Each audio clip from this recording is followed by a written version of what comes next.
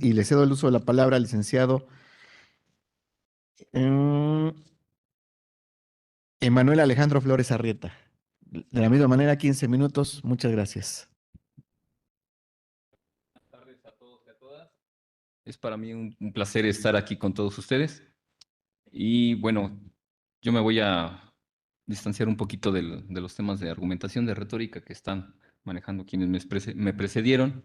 Yo voy a hablar sobre la valoración estimativa, la sensibilidad y la axiología como factores humanos insustituibles en la toma de las decisiones judiciales. Una aspiración en un Estado constitucional de derecho es que las decisiones emitidas por los órganos jurisdiccionales sean lo más apegado posible a los ideales de equidad y de justicia. Para ello, el juez deberá ser una suerte de equilibrista, pues ha de actuar precisamente dosificando y conteniendo los diversos elementos que en el poder de decisión se ven inmersos, para así poder resolver en justicia. Esto no estaría fácil, y menos si se consideran los tiempos dinámicos y de cambio veloces que atravesamos. Además de estos cambios que se dan, por ejemplo, en el orden político, los cuales llevan al replanteamiento de las formas en cómo se aplica el derecho o la reconsideración sobre posturas que ya creíamos superadas, el propio derecho puede decirse va, sobre todo en la academia, adquiriendo su mayoría de edad, su madurez, y esto empuja a concepciones más luminosas, pero a su vez más complejas. El derecho no solo se transforma día a día, sino que se cuestiona, se reinventa, renace y a su vez permite vislumbrar nuevos estadios. Los desafíos que presenta son sin duda retadores, pero a la vez apasionantes y alentadores. La tecnología, la inteligencia artificial, la velocidad de las comunicaciones son herramientas poderosas que están al alcance de todos y todas, y los operadores jurídicos de ninguna manera son la excepción. Pero aunque el uso de la tecnología y sobre todo la inteligencia artificial nos parezcan una especie de paraíso por lo atractivo que al menos a la vista pudiera parecer, el derecho no puede, en aras de una mejora de procesos y resolución de casos de una manera más rápida, irse por ese, nunca antes mejor dicho, encanto artificial. Esa ilusión de que la automatización de procesos aligerará la carga de trabajo en los juzgados y con ello se impartirá mejor justicia, pues estás pronta, es caer en un grave error. El dilema actual de los profesionales del derecho, pero muy en especial para los juzgadores, reside precisamente en esta cuestión: hacer uso de la tecnología y la inteligencia artificial a nuestro alcance, pero sin dejar de lado el aspecto sensible que todo impartidor de justicia debe tener, ni la serie de valores que a lo largo de la historia la humanidad ha determinado como imprescindibles para garantizar la existencia del ser humano en un orden jurídico y político. En pocas palabras, un sistema de justicia moderno, eficiente y adaptado a las nuevas tecnologías, pero operado por personas, por seres humanos en toda la extensión de la palabra. La toma de decisiones judiciales es una tarea intrincada y multidimensional que va más allá de la simple aplicación de las normas legales. A pesar del avance en tecnologías como la inteligencia artificial y el análisis de datos, ciertos elementos profundamente humanos siguen siendo fundamentales para la justicia. En este contexto, la valoración estimativa, la sensibilidad y la axiología emergen como factores insustituibles en el proceso judicial. Estos aspectos no solo van a enriquecer la interpretación y aplicación de la ley, sino que también garantizan que el sistema judicial mantenga su relevancia y humanidad en un mundo cada vez más automatizado. Y es precisamente el punto de partida para esta disertación el que quiero referirme, es a la dignidad, así que la abocaré brevemente y diré que, por ejemplo, el horror del experimento nazi generó una profunda reflexión sobre si lo legal es siempre justo, pero huelga preguntarse, ¿y qué es lo justo? Ulpiano, en El esplendor romano, refiriéndose al derecho, pero quizá más a lo que debe ser lo justo, dijo que era el arte de lo bueno y lo equitativo. El arte es la debilidad para hacer algo, pero esa habilidad lleva una condición, y no es otra cosa que el poner toda nuestra destreza y capacidades al momento de ejecutar esa habilidad determinada. Por lo cual, quien ejecuta algo con destreza lo hace al límite y en lo mejor de sus capacidades. Por su parte, lo bueno es aquello que tiende a lo positivo o lo que no genera daño. Lo equitativo, como bien lo definiera Aristóteles, es la igualación de las condiciones por medio de tratar igual a los desiguales y de forma desigual a los desiguales. Pero lo justo, además, tiene algo de justiciero y, si se me permite, también de heroico. Y eso implica que las cosas no sigan igual, sino que cambien, que mejoren, que se transformen, porque de seguir igual no se va en pos de establecer una mejor justicia. Lo legal no es bueno, ni justo, ni equitativo cuando deja de lado la razón de hacer del derecho mismo, que no es otra cosa que al ser humano. Una sociedad que edifica un sistema normativo a partir del odio, de la segregación, de considerar enemigo al diferente, al extraño o al extranjero, porque lo único que quiere es un orden cerrado, cruel y xenófobo, no es de ningún modo justo, por más que haya creado sus leyes, por el más pulcro de los procesos legislativos y por más que su objeto sea el aspirar a erigir una nación poderosa. Y aquí cabe preguntarse, ¿tiene derecho un sistema político, así haya llegado por medio de elecciones democráticas al poder y haber realizado los procesos legislativos con técnica jurídica intachable, el atentar contra sus ciudadanos, contra la dignidad de estos? Por más que las leyes lo ordenen, ¿se puede criminalizar, detener, torturar, violar y exterminar a seres humanos? ¿Todo por una supuesta implementación de un orden? Los llamados juicios de Nuremberg nos enseñaron que no, que como dijera Bradbury, las leyes se deben desobedecer cuando son injustas, pues al hacerlo se está yendo a favor del derecho. Ninguna ley, ni sistema normativo, ni Estado pueden ir en contra de la dignidad humana, ni son más que esta. La dignidad, en palabras sencillas, es el valor inherente a la existencia misma del ser humano. Esto lo entendió muy bien el comité que redactó en 1948 los 30 artículos de la Declaración Universal de Derechos Humanos, cuyo texto inspira las constituciones modernas. La Declaración Universal de Derechos Humanos es la base de los entendimientos comunes porque contiene los mínimos indispensables para garantizar la existencia humana. ¿Qué persona de bien podría estar en contra de que todas las personas tengan derecho a la existencia, a la alimentación, al trabajo, a la educación o a un debido proceso? Nadie, sin duda, de los aquí presentes. De allí que sea precisamente la dignidad humana el origen, pero a la vez el objeto de todo en el derecho. Esto no es una empresa fácil, desde luego, para los juzgadores, porque deben velar porque en los procesos y procedimientos la dignidad de los sujetos procesales se respete, pero tampoco es imposible. Se requiere sin duda de vastos conocimientos del derecho y de materias del conocimiento auxiliares a ella, pero también de un alto grado de sensibilidad y empatía. Al final de cuentas, a quien se juzga es a seres humanos provistos, como ya se ha dicho, de una dignidad incalculable. Las víctimas merecen un trato acorde a la situación que atraviesan. Los imputados o demandados, el poder acceder a un debido proceso en el que sus derechos fundamentales y sus garantías judiciales se respeten en todo momento. Que sean juzgados en justicia y, de ser hallados responsables, cumplan con las sanciones impuestas, pero sin dejar de ser tratados como personas. Hace una semana salió, por ejemplo, me voy a referir a un ejemplo de un auto de estos de última generación, que son muy caros y que cuentan con implementaciones de inteligencia artificial. Ofrecen prácticamente la autoconducción y, sin embargo, pese a ello, el auto tuvo un accidente y chocó. Es decir, aquí nos lleva a una reflexión sobre el uso de la inteligencia artificial. ¿Por qué? Porque no podemos confiarnos en una inteligencia que al final de cuentas es sintética o artificial. La Real Academia, en su segunda acepción sobre el concepto artificial, señala que este es no natural o falso. Precisamente no es el propósito de este trabajo el de meditar el uso de las tecnologías, de la inteligencia artificial particularmente. Por el contrario, en todos nosotros en la vida laboral, en la vida profesional, hacemos uso de esta inteligencia artificial. Pero lo que sí se propone en esta ponencia es precisamente que el uso de esas tecnologías y de esa inteligencia artificial nos implique que se le deje en un 100% a cargo de esas decisiones judiciales, sino que se use para la automatización de procesos o para el análisis de información. Y ahora me voy a referir rápidamente a qué es la valoración estimativa.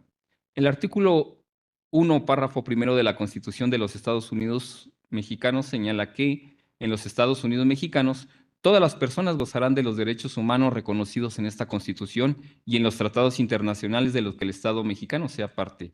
así como de las garantías para su protección, cuyo ejercicio no podrá restringirse ni suspenderse, salvo en los casos y bajo las condiciones que esta Constitución establece. Un texto sin duda inspirador y que pone por encima de todo la dignidad humana. Pero nuestro texto constitucional no se queda allí, sino que va más allá, para que las cosas no se queden en simple anhelo, sino que por el contrario, el texto se materialice y lo vivan en plenitud las personas. El párrafo segundo de este mismo artículo primero establece que las normas relativas a los derechos humanos se interpretarán de conformidad con esta Constitución y con los tratados internacionales de la materia, favoreciendo en todo tiempo a las personas la protección más amplia. Pero, ¿cómo hacer para que se interprete de forma correcta el sentido de una ley, por ejemplo, para de esa forma brindar la mejor protección posible de los derechos humanos a las personas? He sabido que existen diversos tipos de argumentación y aquí han tenido a bien referir. Estos tipos de argumentación se convierten en instrumentos para estas cuestiones, pero hace falta todavía algo más, y esto es la valoración estimativa. La valoración estimativa se refiere a la capacidad de los jueces para evaluar y contextualizar los hechos de un caso en relación con la ley aplicable. Este proceso va más allá de la aplicación literal de las normas y requiere una interpretación que considere el contexto específico en el que se presentan los hechos. La valoración estimativa permite a los jueces adaptar la ley a circunstancias concretas que no están completamente previstas por los textos legales. Pero para poder juzgar lo más cercano a la justicia también se requiere sensibilidad. La sensibilidad en el contexto judicial se refiere a la capacidad del juez para percibir y comprender las emociones, las necesidades y circunstancias personales de las partes involucradas en un caso. La sensibilidad es crucial para tomar decisiones que no solo se ajusten a la ley, sino que también consideren el impacto humano de las mismas. La sensibilidad permite a los jueces actuar con empatía, lo cual es esencial en casos donde los factores emocionales y psicológicos juegan un papel significativo.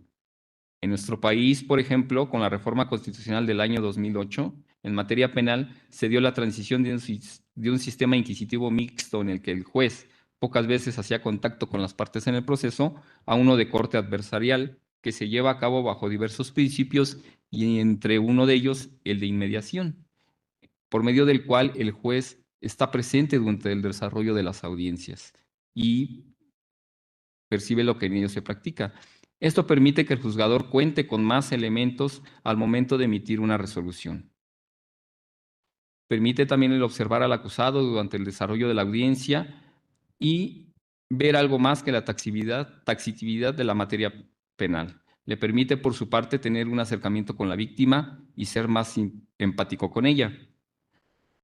La axiología, por su parte, o teoría de los valores, juega un papel fundamental en la interpretación y aplicación de las normas legales. Los jueces deben considerar los valores éticos y morales subyacentes tanto en el sistema legal como en la sociedad en general. La axiología afecta cómo los jueces priorizan ciertos principios y equilibran los intereses en conflicto, sobre todo en aquellos casos difíciles. Los valores inherentes a la dignidad humana, la igualdad y la justicia orientan la toma de decisiones y aseguran que el sistema jurídico y la impartición de justicia no solo se adhieran a las reglas, sino que también respeten y promuevan los valores fundamentales de la sociedad. Como conclusión, me gusta decir que la valoración estimativa y la sensibilidad y la axiología son factores humanos insustituibles en la toma de decisiones judiciales. Mientras que la tecnología ofrece herramientas poderosas para el análisis y la interpretación de datos, el juicio humano sigue siendo esencial para aplicar la ley de manera que refleje la complejidad de las circunstancias individuales y los valores éticos de la sociedad. Estos aspectos humanos permiten a los jueces emitir decisiones que no solo sean legalmente correctas, sino también justas y equitativas, garantizando que el sistema judicial mantenga su dimensión y humanidad.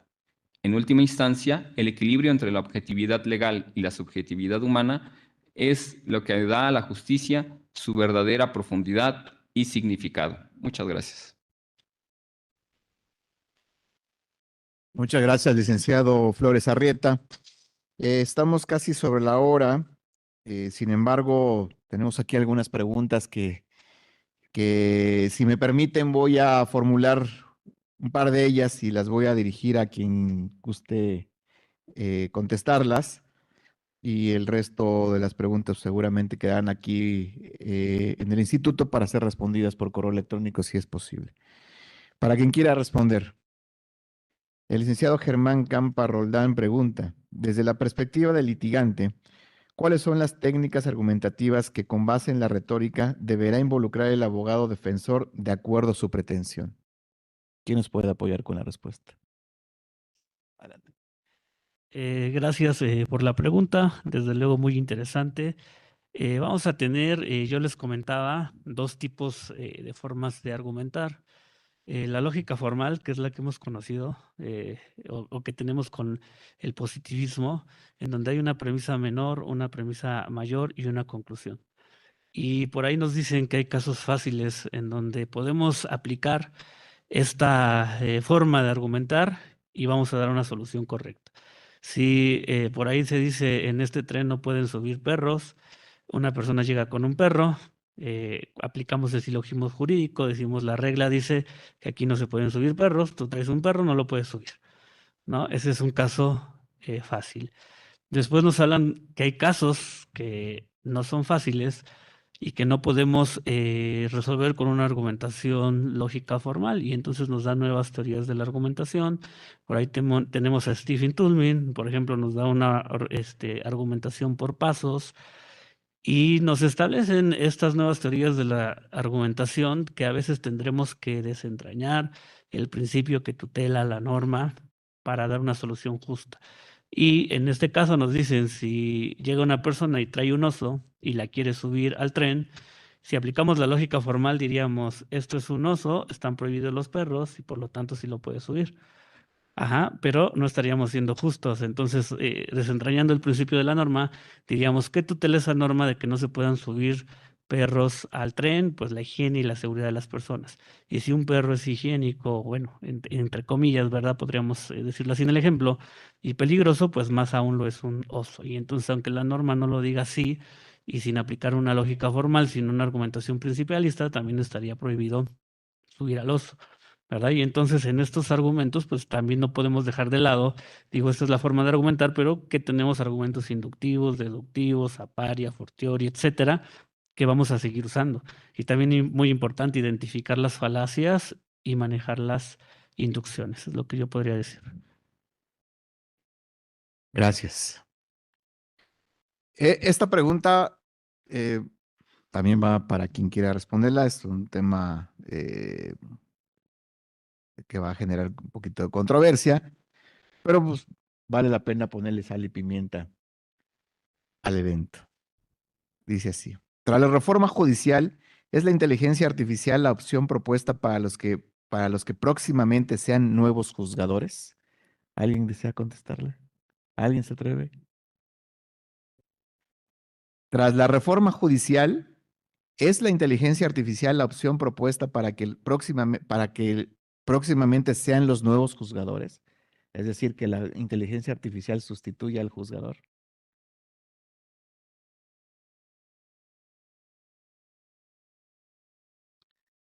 Bien, la contesto en sentido negativo. Considero que la inteligencia artificial debe de ser una herramienta, más no una sustitución de la función judicial o jurisdiccional. La inteligencia artificial como herramienta puede ser utilizada en algunos casos, pero no propiamente para la solución de una controversia judicial, ¿no? Entonces, tenemos que ser muy responsables como operadores jurídicos, como servidores públicos, de cuál es la información que ingresamos o que le proporcionamos a esta inteligencia artificial, porque la inteligencia artificial eh, no quiere decir que tengas una resolución pendiente, un proyecto pendiente y que el día de mañana te sientes en tu despacho y ya esté ahí el proyecto hecho, sino que tú le tienes que dar los datos, tú le tienes que proporcionar esa información a la inteligencia para que haga lo que pueda hacer, pero sí hay que ser muy responsables en ese sentido de saber para qué la utilizamos, pero yo considero que los razonamientos o el raciocinio siempre va a tener una dimensión humana que no puede ser reemplazada por una inteligencia artificial. Inclusive por ahí hay una anécdota en alguna corte de los Estados Unidos, en Nueva York, si mal no recuerdo. No tiene mucho tiempo, 2 años tal vez, que abogados sustituyeron su función por la de la inteligencia artificial y el tribunal lo descubrió, porque venía con errores, inclusive. Y al ser descubiertos, el propio tribunal ordenó el procedimiento de cancelación de la licencia de ese abogado por querer sustituir su función utilizando la inteligencia artificial. Es un caso muy serio para la reflexión. Sí puede ser una herramienta, coincido completamente, es una herramienta de apoyo, jamás va a sustituir la función de la persona juzgadora, por lo menos los siguientes 30, 40, 50 años, no lo sabemos. Pues muchas gracias por su atención, agradecemos a los ponentes sus magníficas aportaciones, gracias a ustedes por escucharnos y cerramos esta mesa. Muchas gracias. Agradecemos a los miembros de la Mesa 2 por sus valiosas aportaciones. A continuación, la licenciada Paulina Kalin Mayor Turnbull, directora general del Instituto de Estudios Judiciales, hará entrega de las constancias a los integrantes del Presidium. Constancias que dicen: el Poder Judicial de la Ciudad de México, a través del Instituto de Estudios Judiciales, en coordinación con el Instituto de Investigaciones Filológicas, el Instituto de Investigaciones Jurídicas, el Instituto de Investigaciones Filosóficas y la Facultad de Derecho, todos de la Universidad Nacional Autónoma de México, otorgan la presente constancia a Jorge Ortega Camacho, Juan Manuel Hernández Medina, Emanuel Alejandro Flores Arrieta por su distinguida participación como ponentes y al magistrado Marco Antonio Velasco Redondo por su acertada moderación de la mesa Retórica, Ética y Argumentación Jurídica en el 7º Congreso Nacional de Retórica Jurisdiccional, magistrado Antonio Muñoz Cano Eternoz, la oralidad y la inteligencia artificial en el ámbito jurisdiccional. Documentos signados por el magistrado presidente del Poder Judicial de la Ciudad de México, doctor Rafael Guerra Álvarez, y la licenciada Paulina Kalin Mayor Turnbull, directora general del Instituto de Estudios Judiciales.